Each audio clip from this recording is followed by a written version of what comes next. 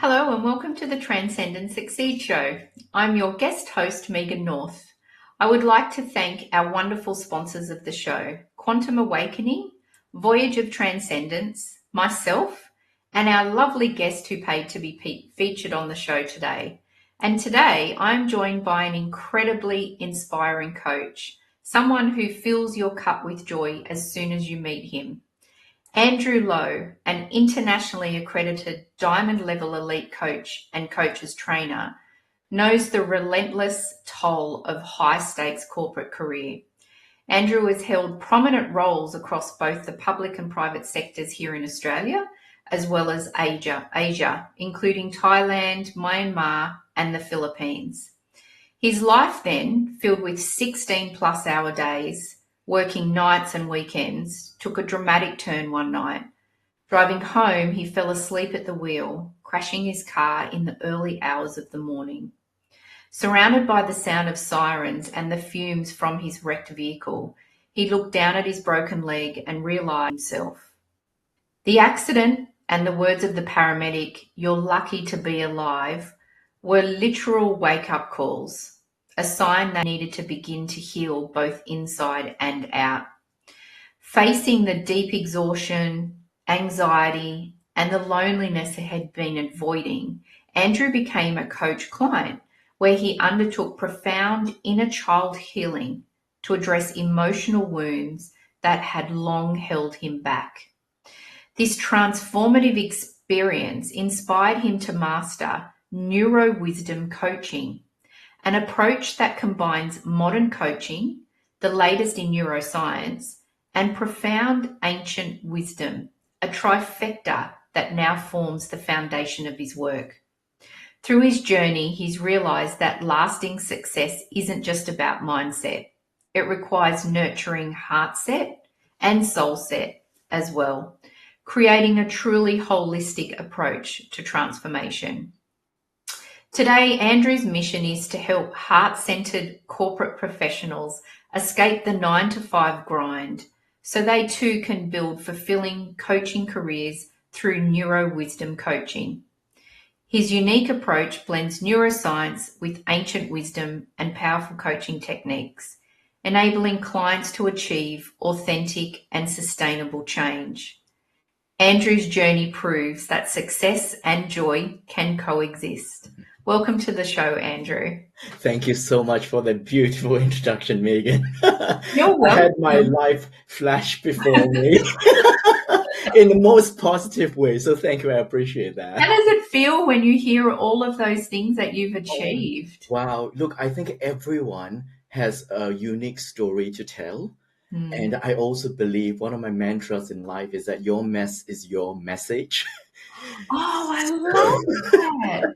And I guess that's the power of words, words and language. And when I feel and I hear that story being told to me and just receiving it with no judgment, I feel like everyone needs to share their unique story. Yeah. Because your once upon a time is going to be the one thing that someone out there might need right now to lift themselves up from the shadows and into the light. Absolutely.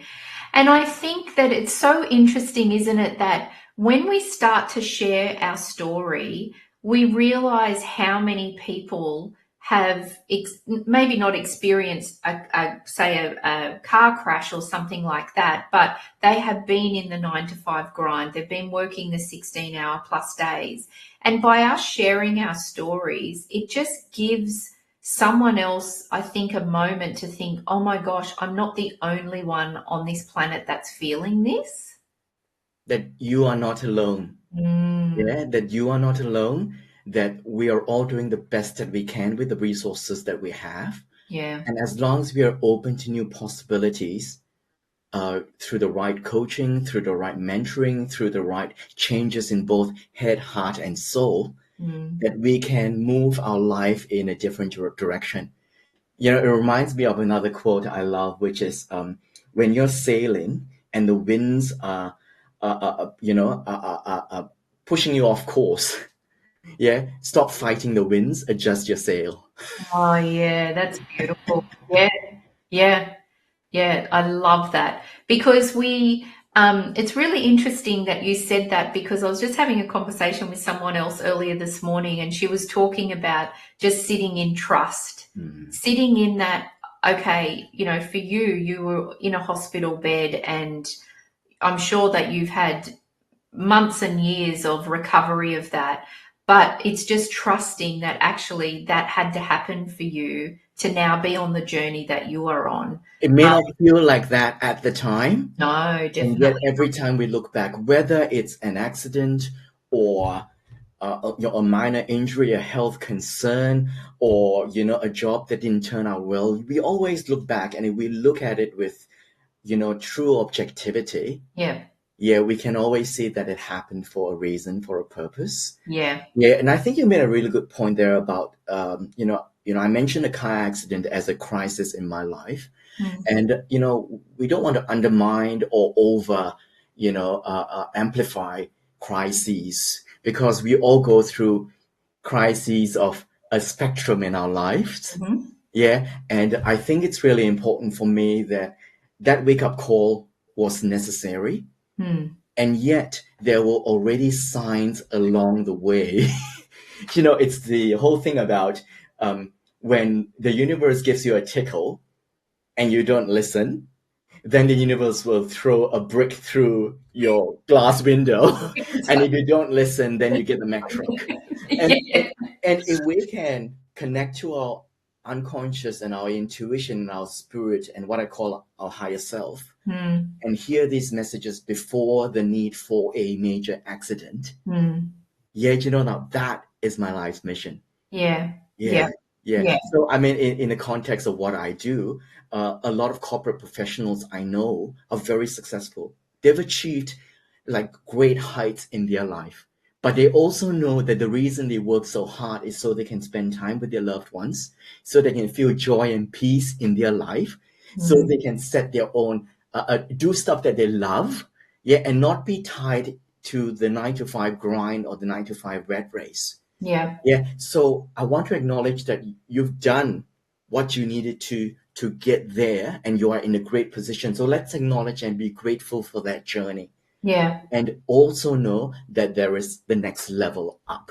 And yeah, and if your heart and soul calls out to you, if the stress is causing concerns beyond the norm and is affecting your health, affecting your body, affecting your relationships with your yeah, loved ones, then maybe that is your tickle of the feather or the break through the window yeah, before the Mack truck. yeah, yeah. Trust the niggle is one of the things that Oh, I love that too. Trust the niggle. trust the niggle. Yeah. Absolutely. When Absolutely. something just doesn't feel right or if it's just not sitting well, or Mm. that's usually the universe kind of tapping you saying, hey, you need to take care of this. And if you ignore the niggle, it starts to become like a real nudge and then It's the brick comes through the window. Absolutely. And that's a good point too. A lot of clients I work with, whether it's a personal client or people I'm helping get out of the 9 to 5 as neurowisdom coaches, they go, but Andrew, how do I know whether this is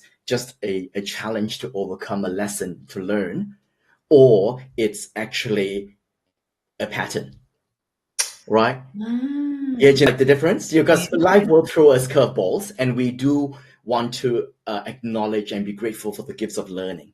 Mm-hmm. Yeah, but there is a difference between a gift of learning and growing versus being trapped in a pattern of that's unresourceful. Yeah. Yeah, yeah, and I go to the example that most people can relate to, which is when people start dating. Mm-hmm. Yeah, they date this first person and didn't quite work out. Yeah, Mm. and then they date a second person and a third person, and these three partners have different names, and yet all your friends and family can see that you're basically dating the same person. Right. So I like to use the power of three. If you've been in a job where things have not worked out, like for example, a boss who is not, I'll use the word, who perhaps practices levels of workplace bullying, Mm-hmm. Yeah. and then you say, I'm getting out of this, and you move to another job, and that same pattern occurs, some sort of bullying, and this time it might not be the boss, it might be someone else, but some sort of oppression, Yeah. some sort of you feeling like you're unseen or unappreciated or undervalued. Yeah. And then you say, I'm getting out of here, and you go to a third job and it happens again. Then it's Mm. the power of three. Wow, that's really good. That's such a great example of then really thinking, am I, and I suppose it's then that that personal no, personal responsibility, taking personal responsibility of why am I actually continuing with this pattern? Because That's a right. one-off and it never happens again, maybe then, That means we've um, resolved you, see. If it's one off and it's never happened again, then we've resolved it, we've elevated. yeah, But if it's not a one off, then we are still in the same spiral. yeah, Yeah, and that's when we've got to take what you say, um, radical personal responsibility and say, yeah, of course, I can't blame myself for someone hmm, doing that to me. yeah, And yet I have to take active responsibility for coming out of that spiral. yeah, Mm, yeah, yeah.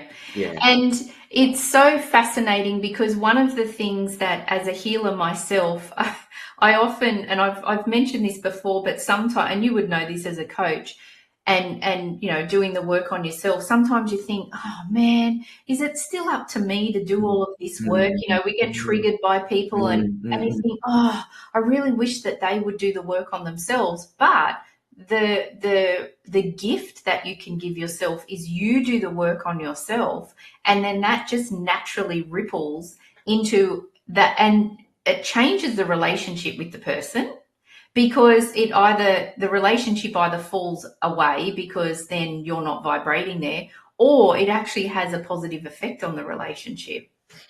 Whilst we are doing the same thing again and getting the same results, I mean, it's Einstein's definition of insanity, isn't it? Yeah, doing the Yeah. same thing over and over again, expecting different result. When we take active responsibility, I feel what we're doing is we're saying, I am part of that strategy of that problem. I am Mm, part of the strategy of that conflict, of that confusion, yeah. and I can't control what they do. Hmm. And yet it's my responsibility to create an interrupt to that pattern. Yeah. And that's what you mean. I think that's what you mean Yeah. by when we change ourselves, then the dynamics of that relationship will change. Yeah.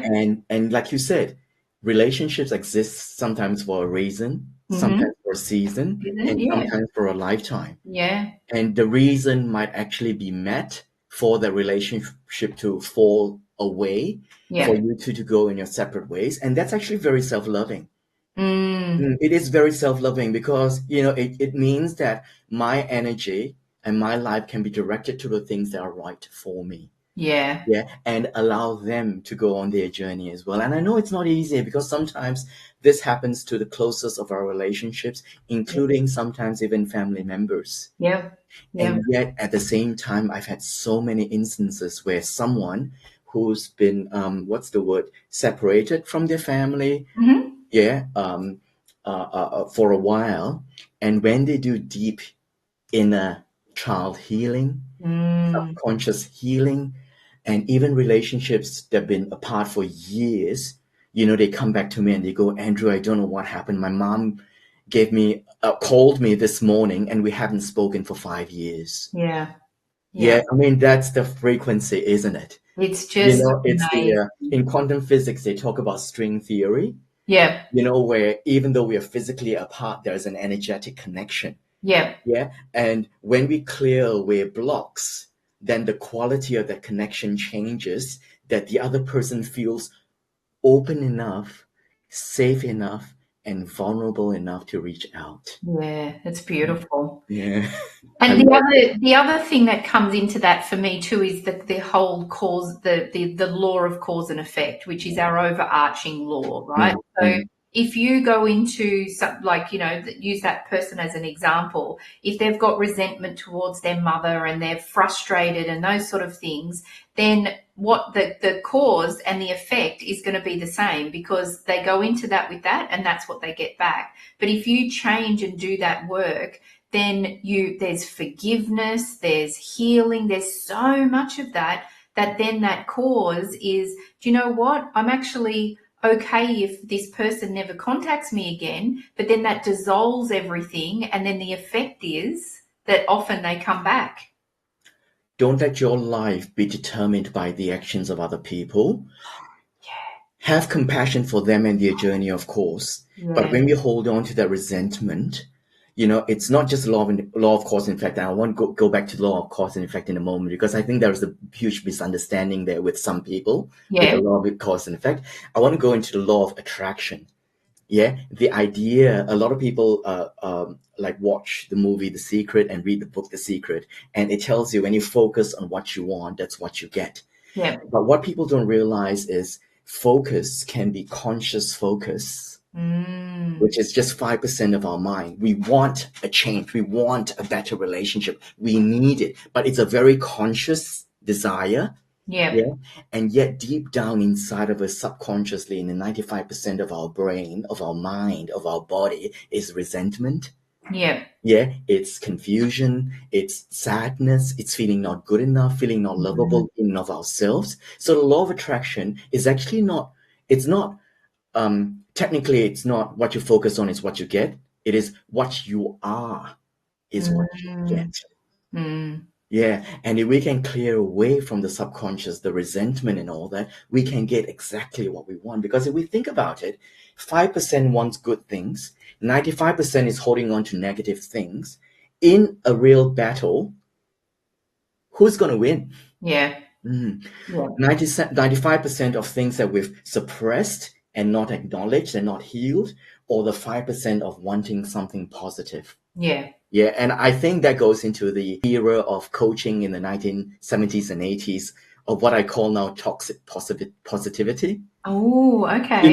Yeah, the idea that nothing isn't right in your life. Let's think positive and get over it. Yeah. Now, Yeah. that's using willpower, Yeah. and it's a great stopgap solution. Mm. Because let's face it, if you have to go through your life, and go to work, you need a stopgap solution to say, I don't want to think about this. I need to focus on what this is and get through my day. Yeah. But it's not a sustainable solution. Yeah. Yeah. And I think this is the metaphor that I use with my coaches, the idea of slaying dragons and nurturing souls. Yeah. So we need to slay some dragons as we go through life to achieve.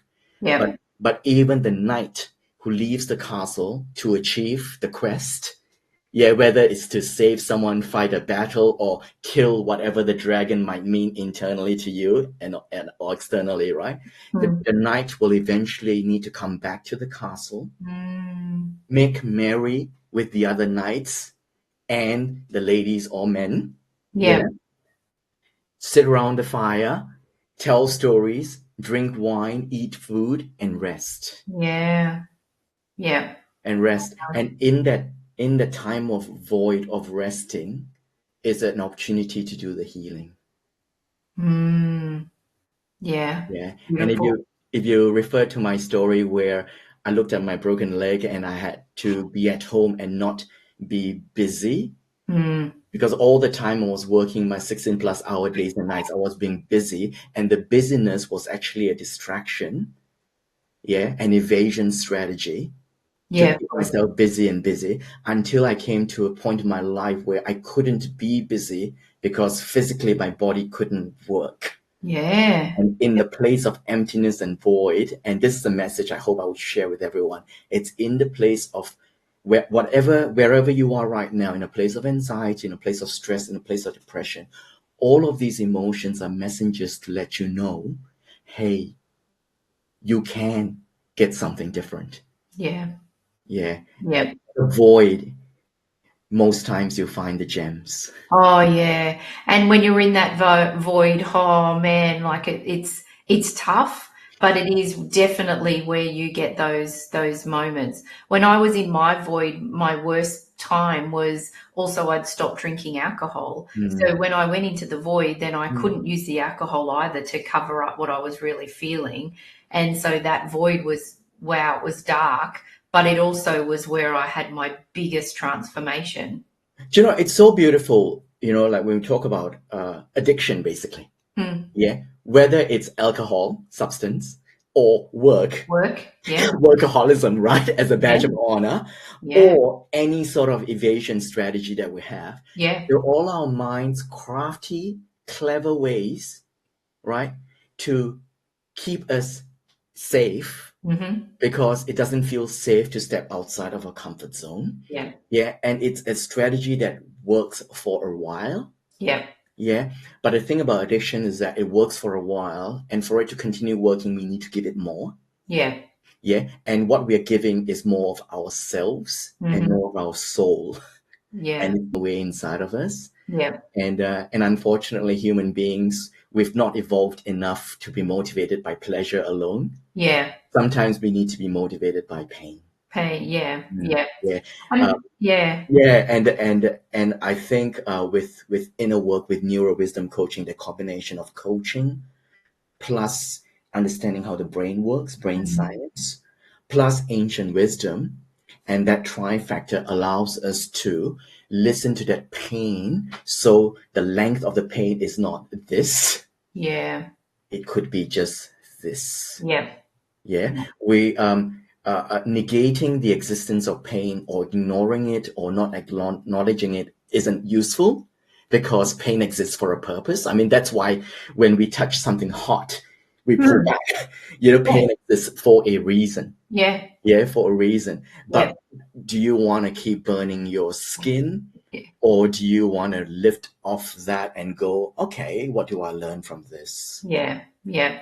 And look, it's such a big journey to go down to really face all of that, and I understand why a lot of time, and myself included, why it took me a long time to actually face it. Because when you think, oh my gosh, all the work that I've got to do, but it's then holding on and going through that and knowing that actually all the work that you do on the other side, you will be rewarded, because it's incredible what you get on that other side.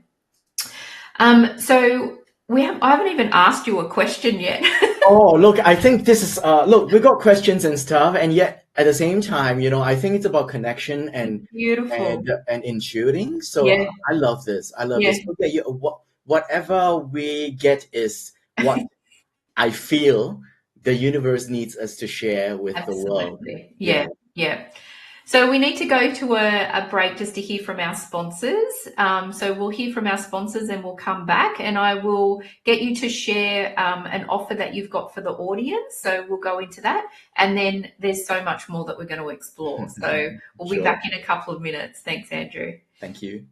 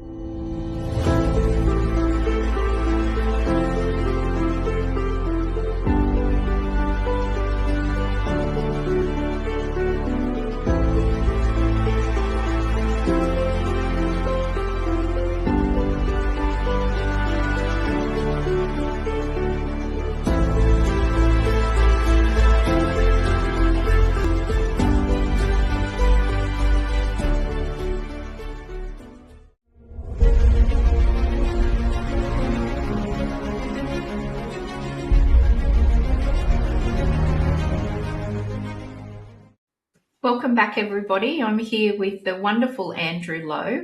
Andrew, can you share the audience offer that you've got that you're very generously offering to all of our listeners and watchers here today, please? Sure. So having worked with, basically thousands of people through, one-on-one coaching, personal coaching, as well as working with hundreds of aspiring coaches, so corporate professionals who want to get out of the 9 to 5. One of the most overwhelming problems that people have is, where do I start?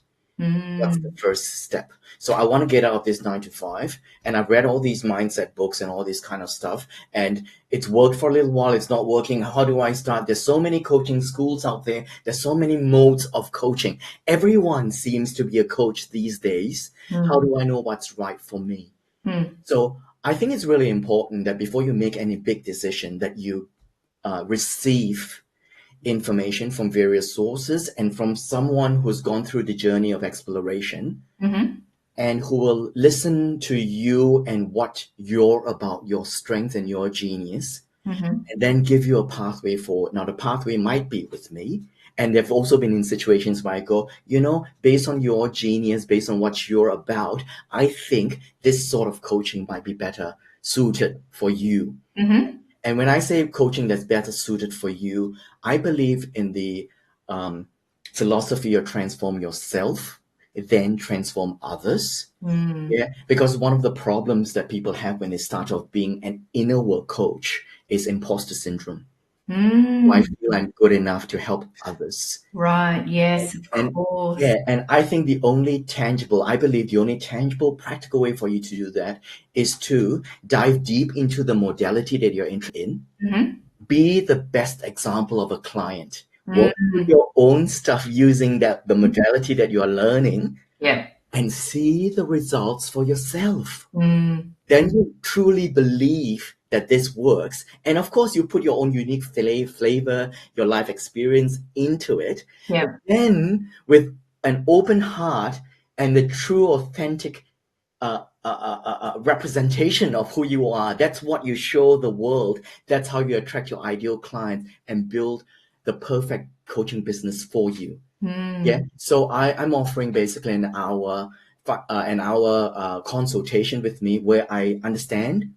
Yeah, you help me understand what you're about, and I help you work out what styles of coaching might be suited for you and what your first next step might be. Amazing. Thank you. That's really generous of you. So thank you for that. And it's actually perfect because coaching today is more popular than ever, and with so many forms and flavors. So, there's billions of coaches out there, and so many call themselves coaches. So having explored these options yourself, when you began as a coaching client, how could you help demystify this for someone new to coaching so they can make a more informed decision of what's right for them? Now, you did touch on that then, but I think that there's more to explore there. Sure. So there's so many aspects that we can use to answer this question. So let's see what my intuition says. I think first of all, we need to understand, there's many terms that are being used on the internet and in different schools and all that. So I want to just qualify by saying I'm using these terms to simplify them to an extent so we're all on the same page. Okay, great. Yeah. So, for example, a lot of coaching out there talk about business coaching. Yeah, where people help you with a step-by-step action plan to build your business. Yeah. Now, in my definition, in my philosophy, that is not inner work coaching. Yeah, that is mentoring. Yeah, that is basically saying that I don't have these external resources about the how to market myself, about how to write a good marketing copy, which I help my clients with as well. Yeah, the business building aspects. Yeah, I don't know how to use Calendly. I don't know how to set up my CRM. Yeah, so there's resources I don't have. Yeah, and you are getting mentoring from someone or business coaching. Yeah, with someone to gain these external resources.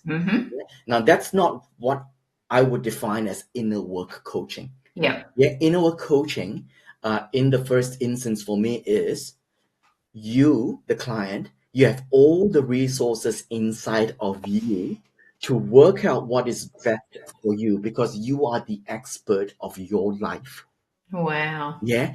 I am the expert as a client, the expert of using these tools, coaching tools, neuroscience tools, and ancient wisdom tools to facilitate, which comes from the word facile or facile, which is to make it easy. Yeah, Mm-hmm. to make it easier for you to find the answers that are right for you, to uncover the answers that are already inside of you that you may have away, hidden, oppressed, and suppressed because of your upbringing, because of past influences, because of societal rejections, because of whatever it is. Yeah. Yeah, you put them aside in your subconscious. Let's bring them out again and bring them into the light. Mm. Yeah, and that's what I feel is coaching. Yeah. Then we want to go into the other concept of action-based coaching Mm-hmm. versus inner work or healing-based coaching. Mm-hmm. Yeah. In action-based coaching, usually you go to a coach and the first thing they say is, what's your goal? They Mm. ask you what your goal is, and then they help you plan the steps to achieve the goal, Yeah. and then they keep you accountable. Mm-hmm. Okay, now there is a place for that for sure, and it's definitely not a place for me, because the last thing I want to do is to keep people accountable. I get, up to 50 clients, sometimes 100, depending on what I'm working on and the groups I've got, right? I can't keep 100 people accountable. Yeah. Yeah, unless I've got a team, Yeah. and I could, but it's not my passion to manage Yeah. a team. Yeah, so can you see it's all very intuitive here, right, with the way Yeah. I structure my business, hey? Yeah. So that's action coaching. Yeah, where Mm. you want someone to keep you accountable. Now, this is my positive challenge for people. What if you could identify what are the past influences, the programming, the patterns, the emotional baggage, and the limiting beliefs that you've had in the past that actually stopped you from being accountable to yourself? Mm. If you could uncover those and transform them in some way that they actually help you become accountable, and not accountable in the I must do this, I should do this, I have to do this, but accountable in the sense of, if I don't live my passion and purpose, I will not be happy and successful. So Yeah. why not tread the path of lightness and joy? Yeah. And that's what I mean when I say action-based coaching versus healing and Mm. inner-based coaching. Yeah. And the paradigm, the philosophy that I enjoy working in is the healing-based coaching. Mm. Wow. Beautiful. Mm. That's because, yeah. Wow. Okay. Really interesting because I love that how you've broken that down, because even for me now as a coach, like I'm like, oh yeah, that's really interesting. That's very interesting. Can I add one more thing while you're saying Yeah, that? Yeah, yeah, yeah, because I think I missed one certain step. Goals and actions are important. yeah, They are important. In healing-based coaching, once you've done, and you don't have to heal everything. This is the thing, yeah? You just do enough to clear away the blockages for the next chapter. yeah, That's it. Then you let life do its thing while yeah, new things pop up. And this is what you say, I've done so much work and then it's happening again. But if you look at it objectively and rationally, you'll see that it's not the same problem. yeah. It's actually a higher quality problem. Mm-hmm. Yeah, Yeah. Before I got out of the 9 to 5, my problem was the stress of the 9 to 5. yeah, When I cleared away blockages, I hadn't left my 9 to 5 by my openness to tap into people's, um, uh, problems and challenges, and using heart-centered communication allowed me to develop a stronger professional relationship with them mm, that deepened our connection, that enabled it easier for me to get work done without the stresses of miscommunication, yeah, right? But there was still other problem, which is I still think I'm not living my passion and purpose, which Yeah. is to help other people. Because when I did my own healing, I actually enrolled in coaching school as a matter of curiosity because my coach helped me so much. And I'm thinking, what is this voodoo? I was like, what is this magic? So I wanted to take a peek behind the curtains, and in the journey of learning, realize that, hey, Andrew, you're pretty good at this. Maybe this is what you could do. And I want to just stress this: curiosity over commitment. Curiosity over commitment. Oh, okay. Because I that really wasn't committing. I wasn't attaching myself to this is what I need to do. You know, it was like, wow, I could be good at this. Let's see what happens. And that's the joy of going on an adventure. I mean, life is a journey after all. Yeah. Yeah. And then that got me interested to then work with one-on-one clients. And then the challenge was, oh, how do I talk to people about this work I do? Then it was, okay, I have blockages about sharing my story and my journey. Yeah. So can you see it? They're all problems.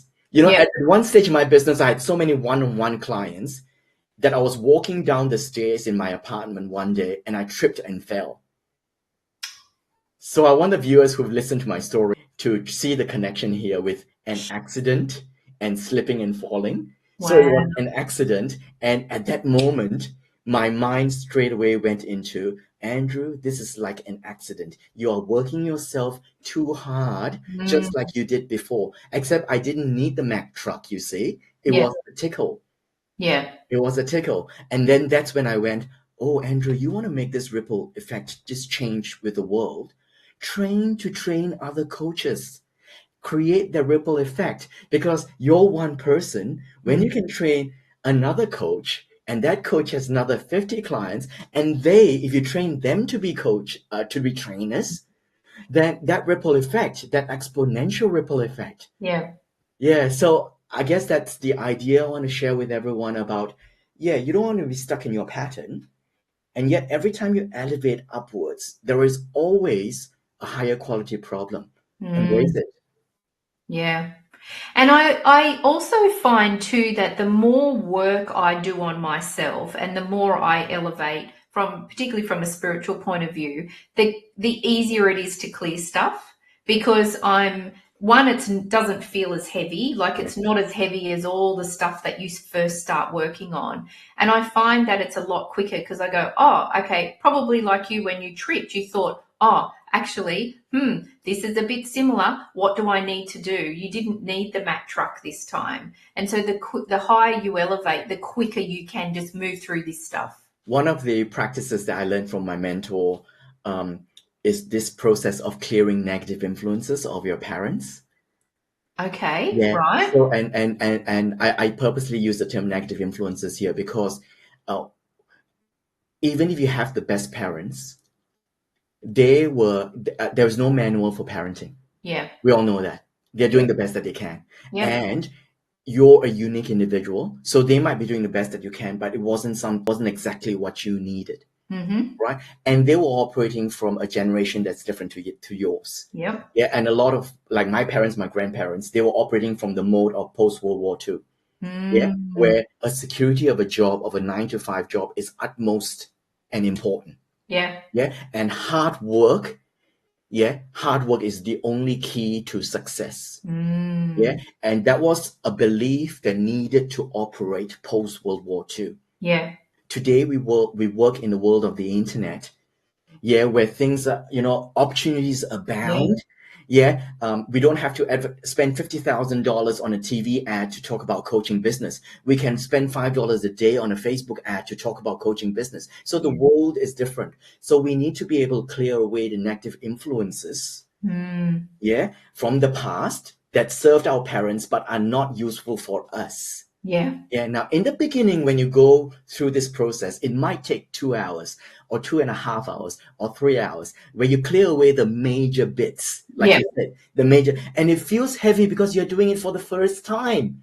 It's unconscious incompetence to conscious incompetence. This is so not easy because it's the first time I'm tapping into this unconscious mind. I don't even know what this thing is. Yeah. Yeah? So Yeah. give yourself a break.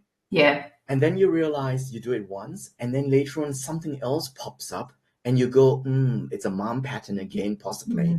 You do the clearing, and it might take you 20 minutes. Yeah. Yeah.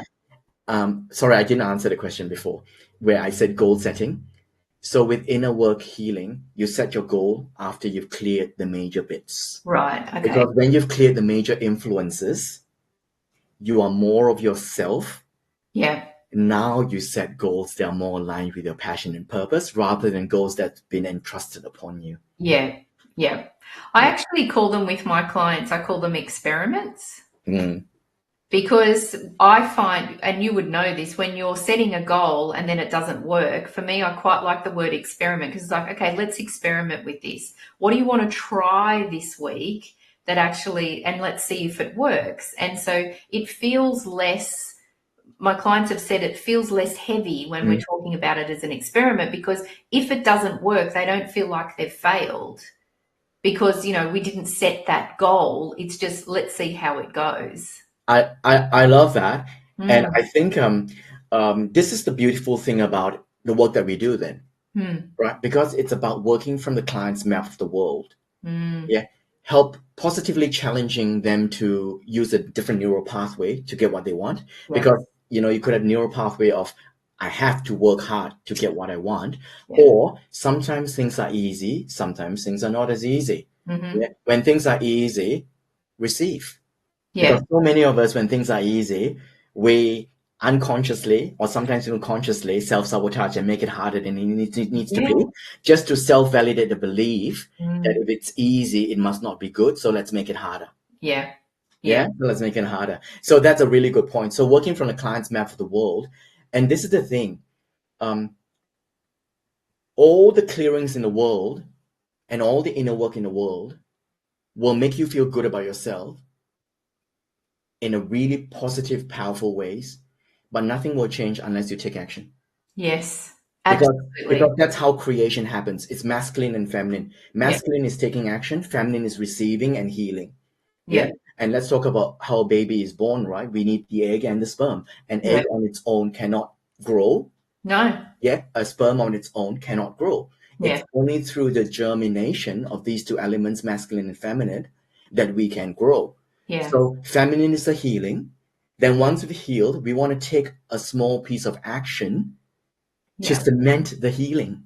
And that action, and this is beautiful because the action, whether you call it a goal or action or an experiment, right? Everything that we act upon will give us a result. And every result, some people call it failure, I call it feedback. Every action gives you feedback. If you don't take action, you get no feedback, which means you get no information to navigate. So if you don't take action, then it's just a healing, and then things might just keep repeating. But once you take action, you get feedback, you can adjust. And that's the power, I think. If I were to give one piece of advice to someone in the corporate world and going, I'm stuck here in the 9 to 5 in the hamster wheel, it's like Groundhog Day, life is blah, blah, blah, and we are, complaining and it's not right, and I want to spend time with my family, and all of that's happening in here, then take one piece of action. And the piece of action in the beginning that I recommend is innocent adventurer.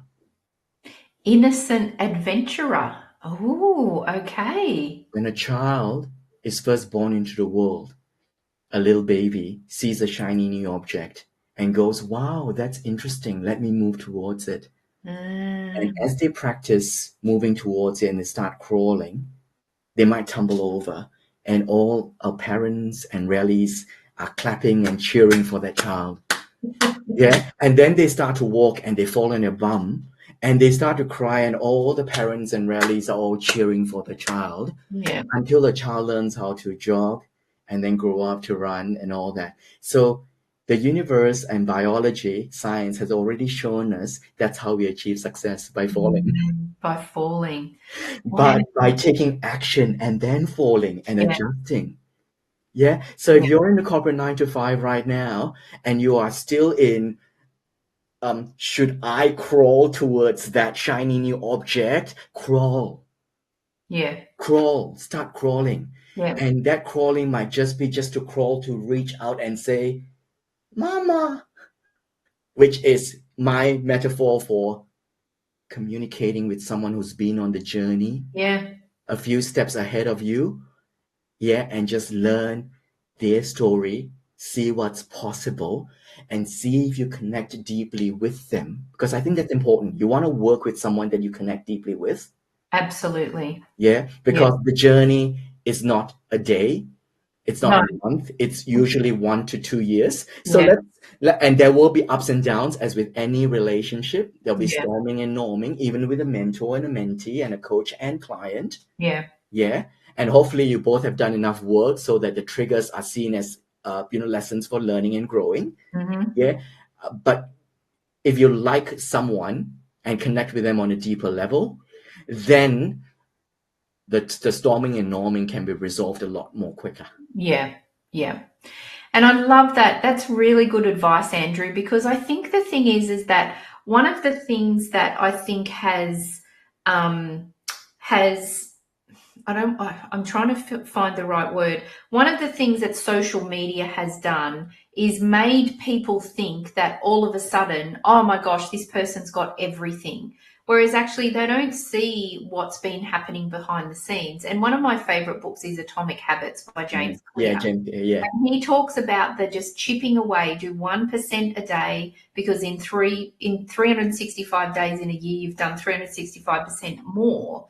And I love that because, he talks about then that all of a sudden you'll just get that one break that will make you an overnight, and people say, oh, they're an overnight success.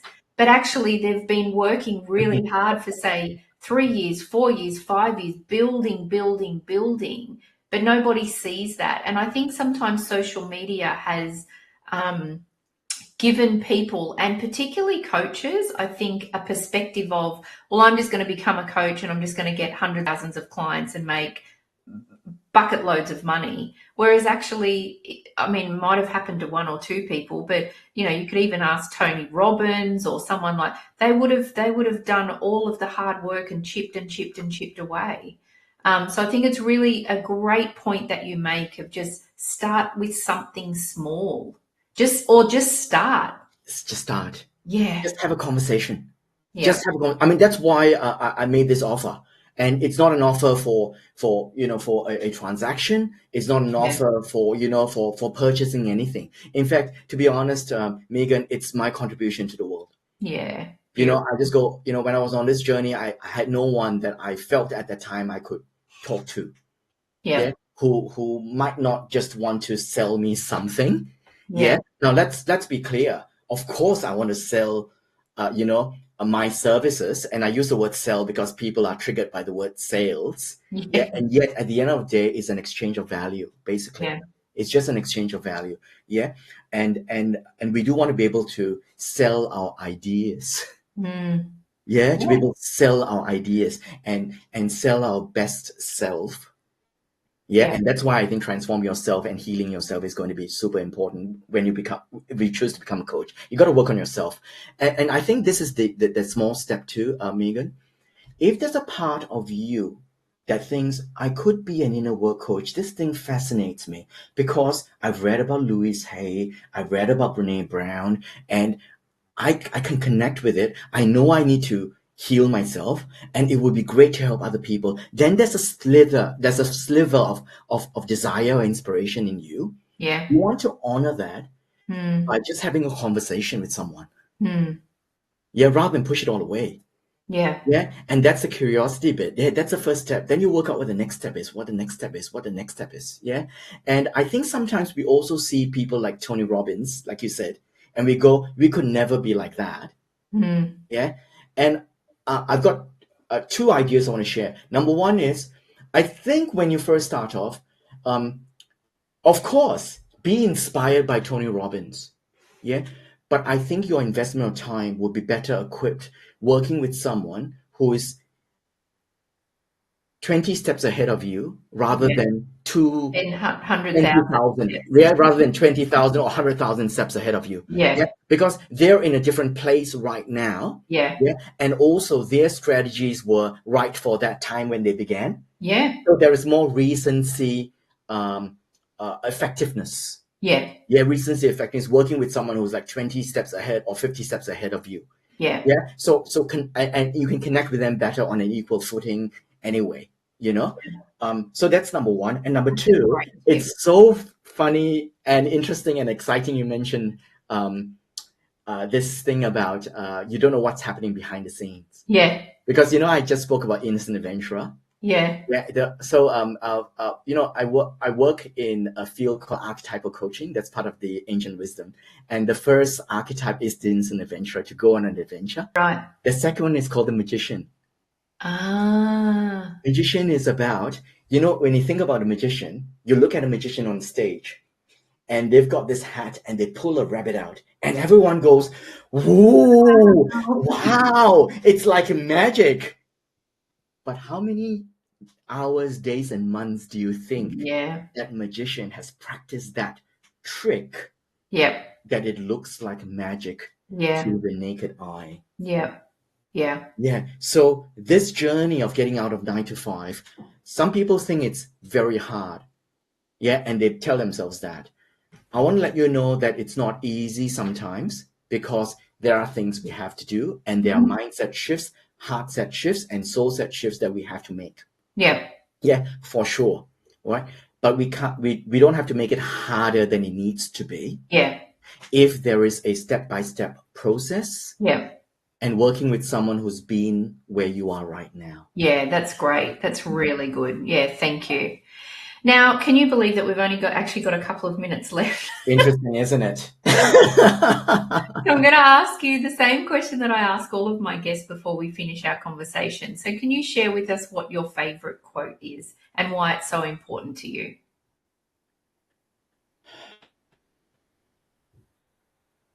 I would have to go with, today is the first day of the rest of your life. I love that. I was so not surprised when you said that would be your favorite quote. I love it. Because we are going to go through stuff in life, and I'm feeling it right now, going through my life's journey. We're going to go through good stuff, not so good stuff, and even tragic stuff. And if we can wake up each morning, see the sunrise, and know that even when there's a storm and there's clouds and it's dark, the sun is still there. It's just hidden behind the clouds. That's beautiful. The sun is still there. And if we can connect with that every day, so no matter what stage of life you're at, no matter what age you're at, no matter the size of your trauma or not, no matter your background, today is the first day of the rest of your life. Make it count. Beautiful. Thank you so much, Andrew. And thanks for being my guest today and for sharing your story. I love your determination and energy, and it's so infectious. And every time I speak to you, I learn something, which leaves me with, I don't know, it just fills my cup. You really fill me up. So thank you. Before we go, can I ask you a question? We've literally got a minute. Okay, cool. Okay. All right. If there was one thing that you've learned today that you could share with everyone, what could it be? One thing that I could share with everyone. I think it's the start small. It's just start. Just start. Thank you. And I also want to thank all of our amazing and dedicated audience, our supporters, and our sponsors. I hope that you all have an amazing and beautiful weekend, and I look forward to seeing you all next week. And Andrew, thank you so much again. It's been a pleasure. Thank you. Absolutely. Thank you. Thank you for having me.